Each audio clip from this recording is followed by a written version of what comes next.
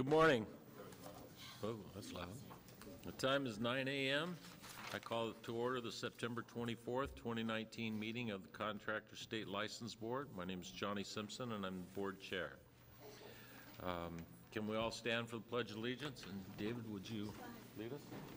I pledge allegiance to the flag of the United States of America and to the republic for which it stands, one nation, under God, indivisible, with liberty and justice for all. There is. Very small. Thank you. Very tiny. Well done. Like a Smurf. Okay, Vice Chairs David De La Torre and Marla Richardson have excused absences today. Kayla, can you please call the roll to establish a quorum for us? Johnny Simpson. Here. Kevin Albanese. Here. Frank Altamura. Here. Augie Beltran. Here. David De La Torre. Absent. David Diaz. Here.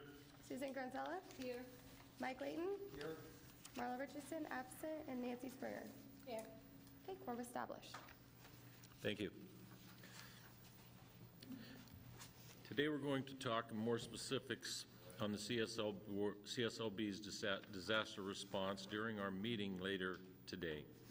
But I wanted to open with a few brief remarks.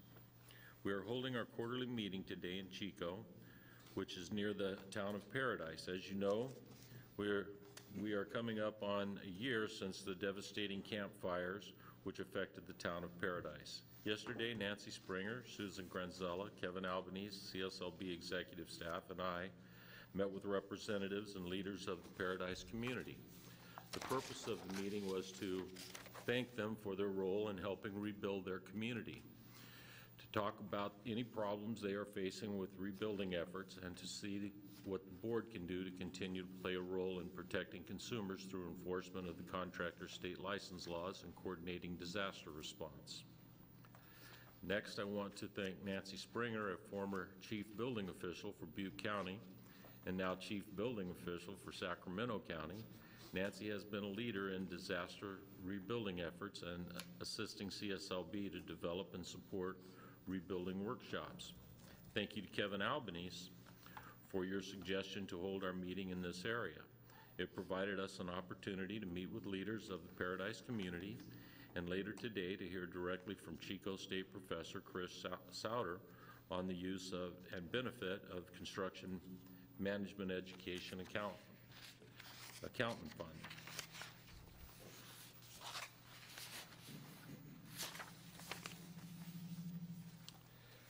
Next is item B, presentation of certificates and recognition. Today the board is recognizing District Attorney Michael Ramsey. Michael, would you please come up and join me? Yeah, you're right there, it's great. Nice podium. Michael, consumers and the construction industry have benefited from a long-standing collaboration between CSLB and Butte County DA. Under DA Ramsey's leadership, innovative and effective strategies have been developed to address unlicensed and uninsured practice. DA and CSLB investigators routinely work together to inspect active job sites for license and insurance compliance. On November 8, 2018, Butte County experienced the most destructive wildfire in California history. On this date, investigators from the Butte County District Attorney's Office and CSLB SWIFT unit were conducting a compliance sweep near the town of Paradise. The investigators quickly became trapped by the fire and barely made it out alive. After escaping the fire, they redirected their focus from searching for unlicensed contractors to assisting in the evacuation of citizens of the town of Paradise. Mr. Ramsey's office has been successfully prosecuting CSLB cases for many years. CSLB made 29 criminal referrals in the past 2 years. They have provided law enforcement backup and prosecuted numerous sting and sweep operations. DA Ramsey's office also took a lead role in the joint investigation of transient paving scam artist George Stanley, which resulted in an 11-year prison sentence. And on September 8, 2019, Mr. Ramsey issued a press release highlighting the criminal charges his office filed against unlicensed operator Christopher Chevrolet. I hope I'm pronouncing that correctly, for entering into a $20,000 construction contract in the Paradise Declared Disaster Area. On behalf of the CSLB, I would like to express our gratitude for your longstanding commitment to consumer protection. In honor of appreciation, I will now present you with this plaque. But before I do that, I would like to recognize Nancy, who's got a few words. Just wanted to mention that I've been able to work with Mike for over, 12 years, working for Butte County, and just always found that if you meet Mike, and as you can see, he's been in this position for many years, everybody just admires him and the work that he does and his staff, and he's so good to his staff. Most of the time, they don't like to leave working for him, and he always continues with them. It just speaks volumes for the kind of gentleman that he is and the work that they all do, and we just really admire and appreciate the work that your staff do with CSLB now, in the past, and in the future. So thank you, Mike, and congratulations. Thank you, Nancy.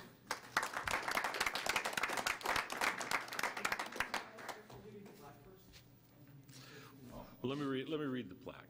Contractor State License Board. This certificate is presented to Michael Ramsey, Butte County District Attorney, in recognition of your exceptional contributions to the people of California and the CSLB to combat unlicensed activity and predatory contractors.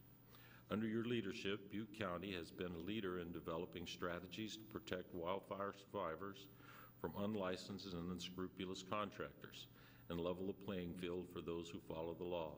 Presented on September 24th, 2019. And I'm behind. Snuck up behind. There you go. Button my jacket here. We'll have you step a little to the right to get the fire things apart. We'll just kind of the fire things. So we all the background of the shot. We don't want to. There you go. We'll do our grip and There grit. you go. There you go. One of these is bound to turn out. Thank you so much for all your hard work. Appreciate it. If I could, just real briefly, the partnership is very important to us, and I think the activity that is going on up on the ridge right now is testament to that. We are already experiencing some unlicensed contractors, scam artists, fly-by-night folks that are coming in and are going to try and take advantage of our citizens that have been so sorely damaged by the fire. And it's only partnerships with folks like yourself that really help us out in trying to protect our citizens and get back what we so dearly lost, and become our watchword, right, is Butte Strong. And so with the partnership of CSLB and helping us make sure that only the right people are up there, only the good people are up there and helping our citizens, as opposed to a man a week ago that came in, got a contract, and it's not unlike what we see many times. A friend of a friend recommends so-and-so. The friend saw his portfolio of homes and kitchens that he had done and looked really good, until that friend went onto the owner's property and the man came by and had absolutely no equipment. Just took told the friend, oh yeah, well, you dig some ditches here, and let me help you measure this out. And his measurements were off by 3 feet to start with. Then he took the money and ran off to Home Depot, and that's where the money was lost. So it's those types of people that you folks are helping us make sure that does not happen to our folks. And so I want to thank you, and thank you for this, and thank you for your investigators that we've embedded into our office for this tragedy. Thank you very much.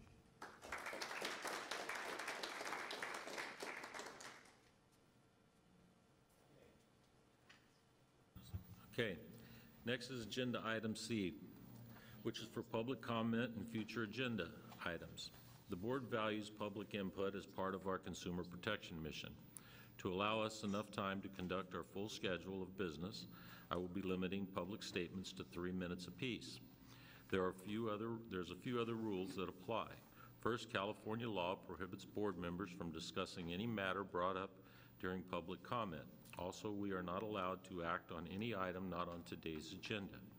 Second, if you want the board to discuss a topic not on the agenda, you can ask us to consider placing that issue on the agenda for a future meeting. Finally, if you have an application, complaint, or disciplinary charges pending before the board, we ask that you not discuss the details of your case or pending complaint.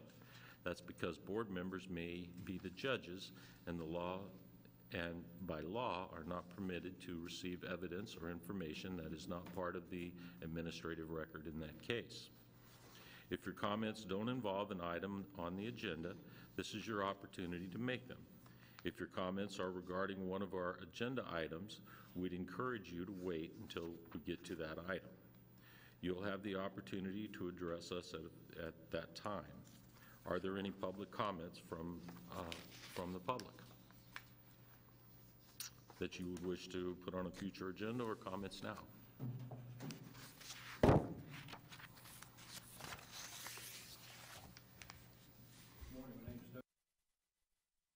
It says talk, huh?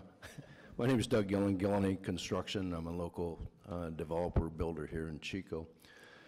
Before the campfires, way before the campfires, our community experienced an extreme shortage of labor in our town. It was hard, and now it's become critically hard to get people in the trades to perform the local development that we so badly need in our community. Butte College has done an excellent job in coupling with our organization, Chico Builders Association, in getting to the high schools and even junior high schools and start talking to these kids about the trades. We spent too many years of telling young people that they need to go to college and really have downplayed the importance and the absolute opportunities in the development and building industry. Butte College is now filling that role, and they're also starting to do training in selected areas. I truly believe, as a personal citizen and as a developer of this community, we need a trade school somewhere up in Northern California, and I think Chico would be an excellent location. We need an apprentice school. We need to start bringing people into the trades locally to help rebuild our communities. What is this organization doing about trade schools, and how do we further that endeavor? Because it's badly needed, and we have the capabilities of doing it with Butte College and local people that we have that are in the trades.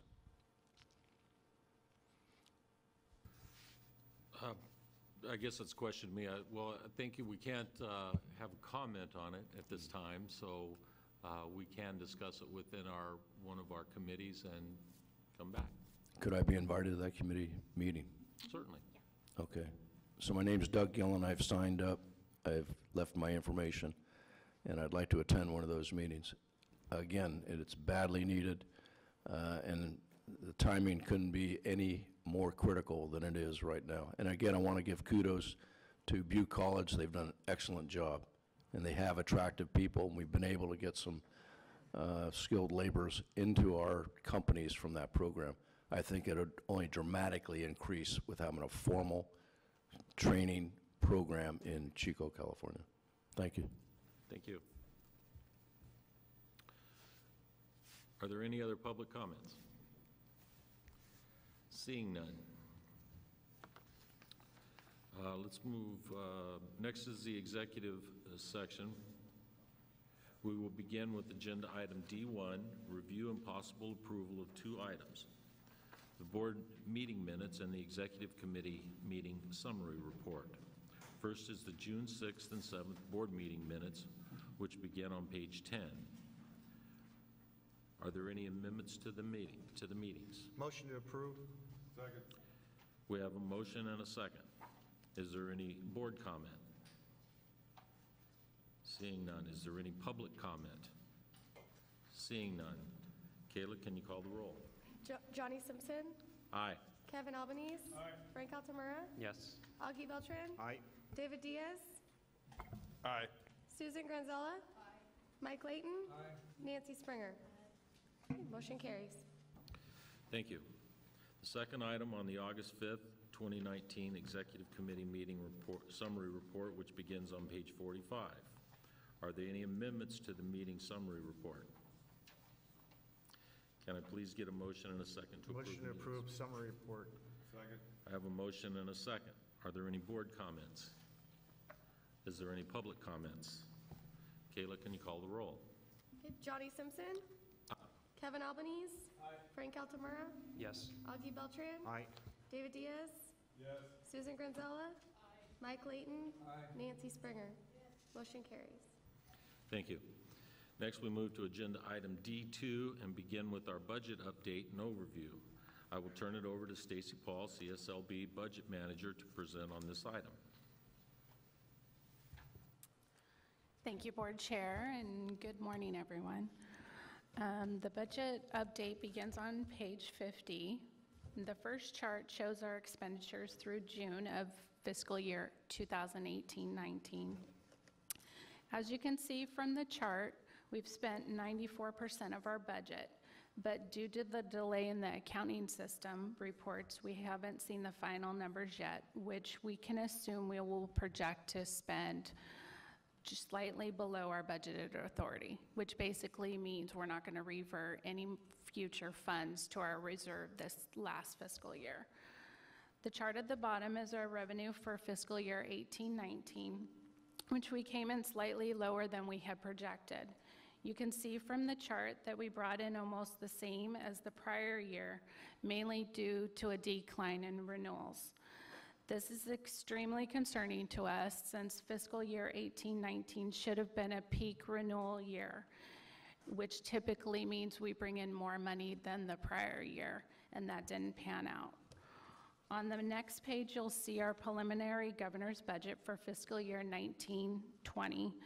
No big changes to report. In fact, it's almost identical to the final budget received last year at $67.7 million.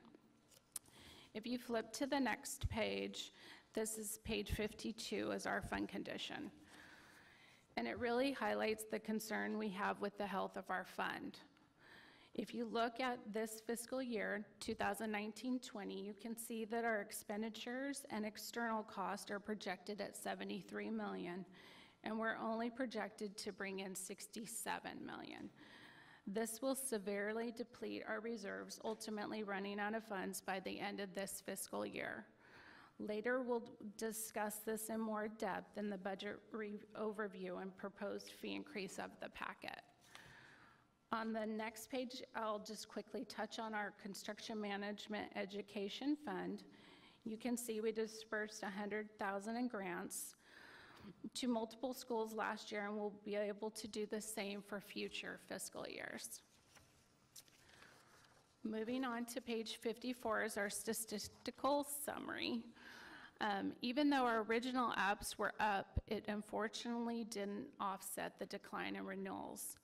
As you can see on page 55, there was a 3.3% decline, or roughly 4,000 in license renewals that didn't get renewed compared to the prior fiscal year, 16-17. On the last page, page 56, is our concern that our licensing population isn't growing fast enough. In fact, it has dropped down compared to the last year, holding at 285,000 licenses. So that's it for the budget update. And before I move on to the budget overview, is there any questions? Do we have any idea, I mean, this was supposed to be the peak year, and looking at this, I mean, that's a pretty significant decrease. Do we understand any of the reasons why we're seeing that? I think we have some ideas from licensing, but from my perspective, I'm not seeing anything, but we think maybe some. Justin, would you like to? So the interesting thing is our applications are up, but it seems at the same time that people are just sort of leaving the business as well. I can speculate. One thing that we've certainly talked about is baby boomers, but it's hard to get to the why. Waivers are up a little bit, so I think that's where they're getting that at, but it's not offsetting the total drop in renewals. Anecdotally, our waivers unit, which will augment certain license types, has got a lot of stories about just sons taking over the business, things of that nature. That's certainly a high transaction for us in our waivers unit, but that's anecdotal evidence. David? Does it have anything to do with basically the underground economy just running rampant? Well, that's something the board will be looking at, is whether we should create a remodeling class. We're doing workshops north and south, and the majority of the attendees of those workshops, they do multi-trade work, and they're looking for a type of remodeling classification, which could help. Yes, the underground economy is a factor with the licensed population not increasing. And the weird thing was the majority of the renewals that dropped off were the last quarter of the fiscal year. That's why it wasn't brought up earlier. Excuse me, I also read in the Wall Street Journal the other day, 700,000 residents have left California since 2010. That has to play a factor somewhere. I mean, we license small businesses, and small businesses are leaving. And I think Chief Jay brings up a really good point. And you know, there was an article this morning in our local paper about the exodus and the concern that California is becoming unwelcoming to the small business and the small business enterprise. And certainly we have no control over Sacramento, but I think it's important that when we're discussing regulations, requirements, et cetera, that they are well thought out and to really advance the industry and not create unnecessary barriers to individuals trying to get into our industry. Okay, so we're going to move on to page 57, and this is the budget overview. Let me start off by saying that CSLB is a special fund entity funded from application licenses and renewal fees, meaning we receive no general fund support. In 2017, the board had the ability to raise fees up to 20%, but the decision was made to go forward with the 10 as it was sufficient at the time to stabilize the funds by bringing in $5 million more in revenue than expenditures. However, the last 2 years, the board has seen unexpectedly a decline in renewals and over $1 million in unforeseeable expenditures. As you can see from the chart on page 57, the board's expenditures have exceeded revenue back to 2013 at an average of $3 million more than it was expected to increase each year. The next page shows the structural imbalance of revenue and expenditures. This chart really highlights this year that the board is projected to expend $6 million more over revenue collected, which will eat up the last of our available reserves. On the next page, page 59, this shows significant costs that have increased since 16-17. You can see $5 million more in personal service dollars, 1.5 in external statewide cost, and 1.3 more in enforcement cost. If you flip to the next page, I've broken out those costs from the previous chart by capturing them back to 2013-14. I'd like to point out the highlighted area in orange is the area that we can control. This is our operating expenses, and as you can see, we have been fiscally responsible in controlling these expenses over the years. And in fact, we've seen a decline in these expenses last year. Unfortunately, the two areas highlighted in blue and green where we've seen the most significant increases are out of our control and are expected to continue to rise. The blue area is the personal services cost and is expected to grow by $3 million more annually to fund future collective bargaining unit agreements for pay raises, salaries, and benefits. And the green area is our external charges, which is expected to continue to rise by 3% annually. As a result of the revenue loss and higher cost of doing business, the board is in a structural imbalance emergency. The board is depleting its reserve faster than anticipated anticipated, and with the rising costs and declining revenue, the board is projected to have insufficient funds for ongoing operations by July 2020. That concludes the budget overview. Any questions? Okay. Seeing none. This is an informational item. No proposed action is required from the board at this time. Do any board members have any questions or comments on this item? Is there any comments from the public? Through the, Go ahead, Kevin. oh, and I understand this is for information, and we're going to be looking at some possible fee increases, but I think the urgency can't be understated from Stacy Paul and what she's saying, and we need to take some significant action soon and urgently. Good morning, Mr. Chair and members. I'm Phil Vermeulen, representing Contractor Licensing Center, Flasher Barricade Association, and several other contractor associations. I think it's time to take a step back and look outside of the box. Let's take, for example, the Secretary of State. We do a lot of business with the Secretary of State. They have an expedite. They charge $350 for an expedite. The License Board, and I've brought this up many a time, well, we don't do expedites. Why? I think it's time to look outside the box and start looking at other ways to start generating some money. I, for one, volunteer to help with board and staff to come up with some ideas, because I think we have to look outside the box. Simple as that. Thank you. Thank you. Any other comment?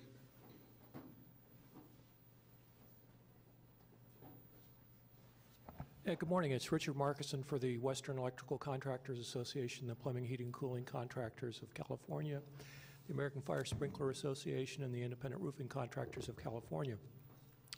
I think Mr. Gillum actually touched on the problem that the Contractors Board and contractors in California are facing, and that is a relative lack of a skilled workforce that is available.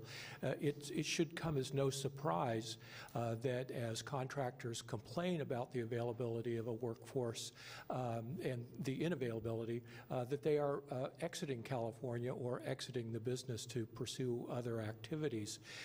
I think until and unless California addresses an opportunity to develop skilled workers in the construction arena, potentially outside of the registered apprenticeship program, which, as many of you know, can take up to 5 years to graduate a journey level construction worker, that you will probably continue to see a decline in renewals and a worsening of the problem.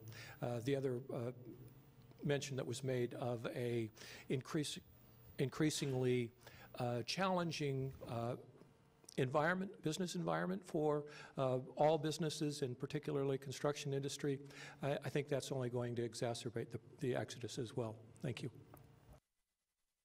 Thank you. Any other comment?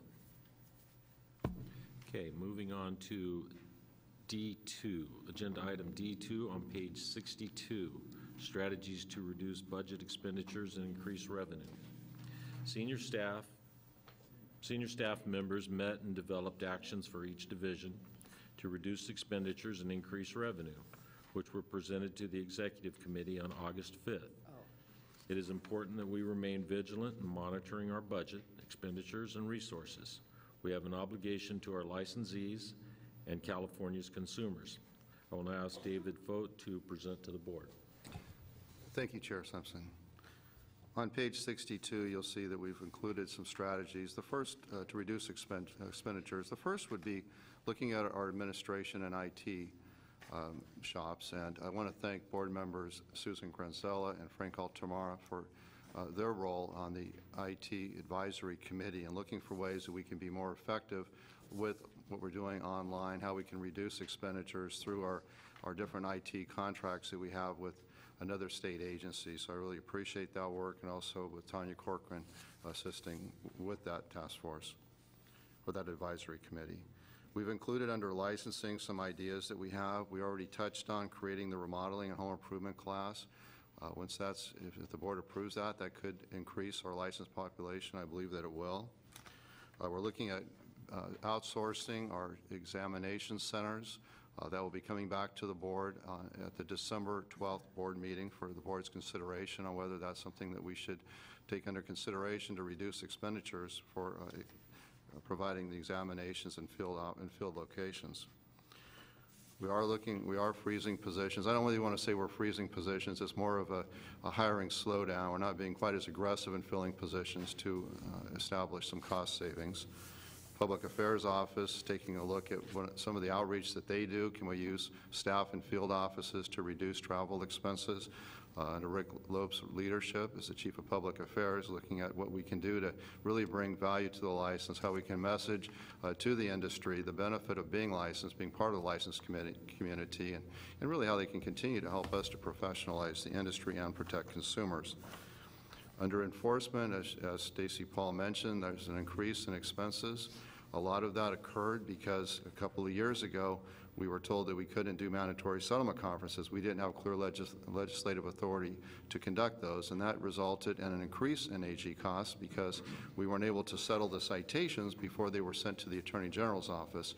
We're now taking a look at citations that have been at the Attorney General's office for more than 1 year. Can we pull those back? Can we look at ways of kind of cataloging them, assigning them to just certain deputy attorney generals to resolve them and have some cost savings, because one, it's expensive to the board, but also it's delaying consumer protection by delaying the appeal process. So that's something we're taking a real hard look at. We're very fortunate the board approved letters of admonishment. That's going to help us to reduce citations.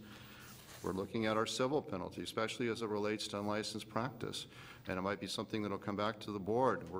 Mike Chmielewski is taking a role in looking at whether or not civil penalties should be increased for contractors that don't have workers' compensation insurance. What are our average civil penalty assessment for somebody that is breaking the law? Should those civil penalties be increased? So that's something we're taking a hard look at. And then on page 64, we have established a task force to look at our accusations. I do want to mention that we consider our accusations to be our strongest form of administrative consumer protections. We're not looking to jeopardize any of those actions. If we have a licensee that's committed egregious acts and they should be subject to a suspension or revocation, we definitely want to pursue those. But are there some that maybe have the license is no longer valid? Is there, would there be a lesser discipline that could be appropriate? So we are taking a look at the accusations. But if we're not to receive a fee increase, if we can't get our budget balanced, then we'll have to take more, we'll have to propose to the board, and this would go to the enforcement committee first, some more drastic reductions of enforcement activity, what we generally refer to as process changes, and that would be to look at what our SWIFT unit is doing. Can we continue to maintain the proactive enforcement that we've been doing? One thing that I know Stacy didn't touch on it, but we've considered, the board has considered disaster response to be extremely important. We spend about $500,000 a year in disaster response. We certainly want to continue to do that. But when we look at our proactive enforcement, is that something that would be something that could continue to be funded if we don't get the fee increase? And that's why I think it's really important to industry to recognize that what we're going to talk about in a minute is a fee increase of $25 a year, $50 every 2 years, and the benefit that really brings to the industry and helping the contractors that are playing by the rules, doing a great job, continue to compete. So that would be just kind of an overview of what we've got in place and we're proposing. If there are any questions, I'd be happy to answer them. Thank you.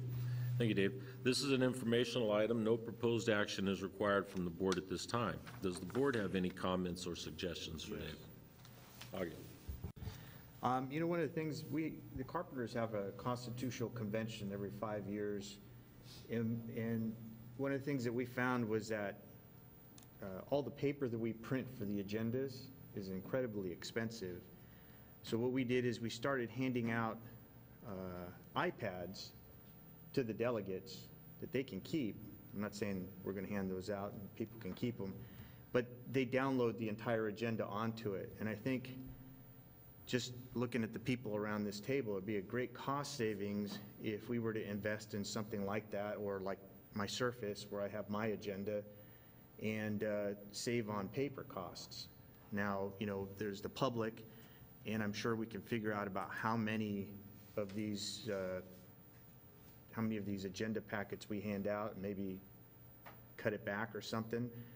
But maybe we could also make something available to the public where if they request something, we can email it to them or have links for them, or, you know, let's move towards technology to save money. That's all. Thank you. Any other board comments, suggestions? Just to add to Aug, I mean, and then the mailing costs and all that other stuff, I think there's definitely some opportunity there. Like Mr. Vermeulen said, looking outside the box and really just scrutinizing everything could be a great opportunity. Okay, thank you. Any public comment? Seeing none, move on to agenda item D2 on pages 65 and 66, which is the review, discussion, and possible action on proposed fee increases. The Executive Committee voted to forward 2 recommendations to the full board. The first was to develop a regulatory proposal to increase renewal fees to the statutory maximum to address the board's structural budget imbalance, while the legislative proposal is pending. The affected fees are specified in orange on page 65.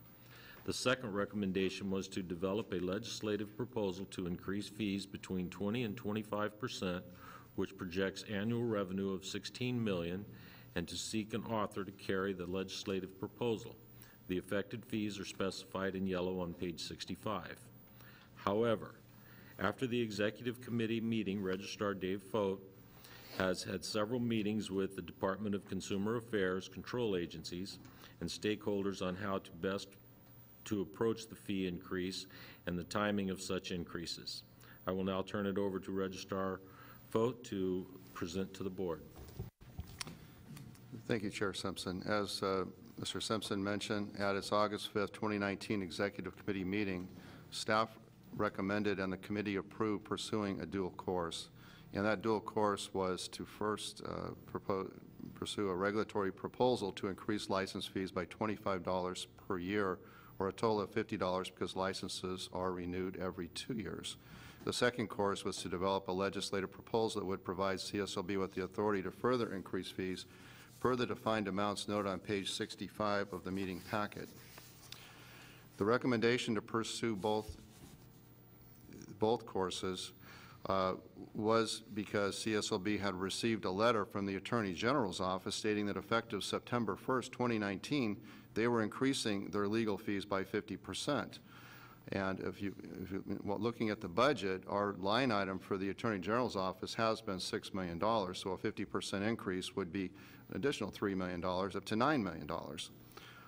After that committee meeting, however, we did learn that they're going to mitigate that fee increase. Now, we subsequently have learned that mitigation means that they still intend to, they did still raise their fees. They are willing to, I guess, not bill us for another year, which would be really like a loan, which would seem to be a bad idea. So when I had my conversation with them, I explained that $500,000 a month for legal fees seems sufficient, that we have to hold legal action fees to $6 million. So what we've since learned, though, is that I'm working with them on putting together things, putting in process changes in place that the Enforcement Committee will be reviewing and hopefully approving that will help us to keep them within the $6 million expenditure. So I've had meetings with the construction industry and also with the Business Consumer Services and Housing Agency about our budget deficiency, and with those meetings I have found that there is support to pursue the regulatory fee increase now and to perform a fee study, and that's something that we can't find any record that's been done within the last 10 years. It's probably been done at some point, but a fee study would be to look at what our actual cost is to process an application, to review the application, make sure the person's qualified, to perform the fingerprinting process and the examination component. Currently, it's $330 to receive an application, which is much lower than other Western states. But I've been advised through our agency that the legislature likes to see that a fee study is performed so that you know what your actual costs are when somebody applies for a license.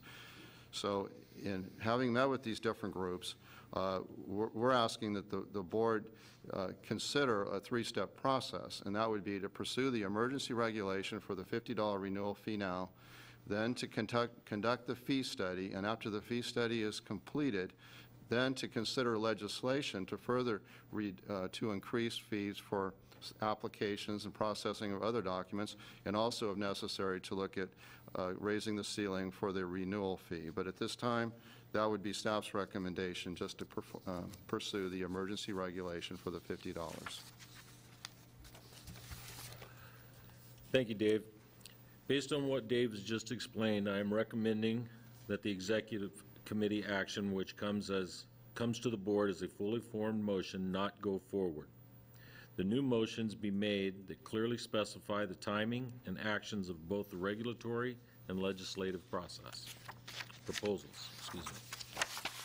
In order to do this, we must first vote on the executive committee's August 5th, 2019 two-part motion, which is detailed at the top of page 66 under the section titled Executive Committee Action. If the executive committee motion is not approved by the board, I will then propose new motions to address the issues we have just discussed. Again, I propose we reject the motion. As a reminder, the executive committee motion comes to the board for a vote as a fully formed motion and does not need a first or second. Is there any board comment? Seeing none, is there any public comment? Seeing none, Kayla, can you call the roll? Johnny Simpson, No. Kevin Albanese, No. Frank Altamura, No. Augie Beltran, No. David Diaz, No. Susan Granzella, Mike Layton, and Nancy Springer.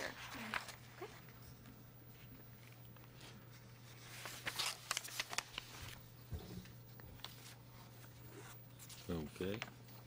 Got it. Okay. We're now moving to pages 67 and 68, regulatory process to increase renewal fees. As staff have explained, additional funds are needed to address the board's structural imbalance. As a result, staff is seeking authorization from the board to authorize emergency and regular rulemaking to increase renewal fees for contractors and home improvement salespersons. You have been provided a finding of emergency document, a fund condition analysis, and an order of adoption showing the proposed changes to the board's renewal fees in section 811. To underline and strike out, under this proposal, renewal fees would increase to the statutory limit of $450 for active contractor's license, $225 for inactive contractor's license, and $95 for home improvement salesperson registrants. If you have also been provided a handout on the proposed motions for these proposed regulatory fee increases. Please note that the first proposed motion on the handout differs slightly from your board packet materials. I will now ask for a motion and a second to pass the following motions. So moved. Second. Oh, I thought when you said following, it's like, I got to turn the page. 1, direct staff to take all steps necessary to complete the emergency rulemaking process, including the filing of the emergency rulemaking package with the Office of Administrative Law, authorize the registrar to make any non-substantive changes to the proposed regulations, and adopt the finding of emergency and the proposed regulatory language as written in the order of adoption. If approved by OAL, authorize readoption as needed and authorize the staff to complete the following rulemaking process to make the regulations permanent. And 2, if OAL or another control agency disapproves the emergency rulemaking, direct staff to submit the proposed text to the Director of the Department of Consumer Affairs and the Business Consumer Services and housing agencies for review, and no adverse comments are received. Authorize the registrar to take all steps necessary to initiate the regular rulemaking process, make any non-substantive changes to the package, and set the matter for a hearing. Does any of the board wish to make those motions? So moved. Second. I have a motion and a second. I will now turn this over to Christie, our legal counsel, for the board to briefly explain the regulatory process and rationale for having two motions as it relates to the rulemaking. Good morning. So I just want to quickly go over the process. So emergency rulemakings are permitted in the situation that calls for immediate action to avoid serious harm to the public peace, health, safety, or general welfare. It is a very expedited process. Once it's filed, OAL has 10 days to review the package and approve or deny it, and there's only 5 days for public comment. Because of that expedited process, emergency rulemakings are temporary. They only last 180 days. During that time, the staff must complete the regular rulemaking process and file a certificate of compliance before the 180 days expires, or you lose authority to implement the renewal fee increase going forward. So that's why you have a motion that sets forward the authority to seek the rulemaking, and if you're successful, authorize the staff to continue the process of the regular rulemaking process, to complete the rulemaking process and make the regulations permanent. Now, understandably, 180 days is not a lot of time to complete the regular rulemaking process. So in your motion, you'll see that you've authorized staff to continue to seek readoption of the emergency until regulations are made permanent. You have up to 2 additional reauthorizations that are permitted by law, so we'll have up to an additional 180 days to continue the emergency until you complete the rulemaking process. So that's the first motion. The second motion is a backup plan in case any control agency disapproves the emergency. So what would happen is staff would submit the emergency rulemaking package along with the regular rulemaking package at the same time, so that if there's by chance any disapproval, we can just continue uninterrupted the process of review, because all regulations that are put forward by state boards have to be reviewed by in this department, by the director of the Department of Consumer Affairs, the Business Consumer Services and Housing Agency, Office of Administrative Law, and the Department of Finance. So if any of those control agencies disapprove it, you will have this motion, the second motion, in place to just continue the process uninterrupted and get the rulemaking through as quickly as possible. Now, I think, in my opinion, I think if you've read the finding of emergency and you've heard your staff's testimony this morning, you qualify, in my experience, for an emergency rulemaking. So I'm not too concerned, but we always have to plan for the worst case scenario. So that's why you have 2 motions in front of you. Do you have any questions regarding the process or the motions? Thank you. Okay, we have a motion and a second and an explanation from our attorney. Does the board have any comments on this item? Seeing none, does the public have any comments on this item? Seeing none, Kayla, can you call the roll, please? Johnny Simpson, Aye. Kevin Albanese, Aye. Frank Altamura, Yes. Augie Beltran, Aye. David Diaz, Yes. Susan Granzella, Mike Layton, Nancy Springer. Yes. Okay, motion carries. Thank you.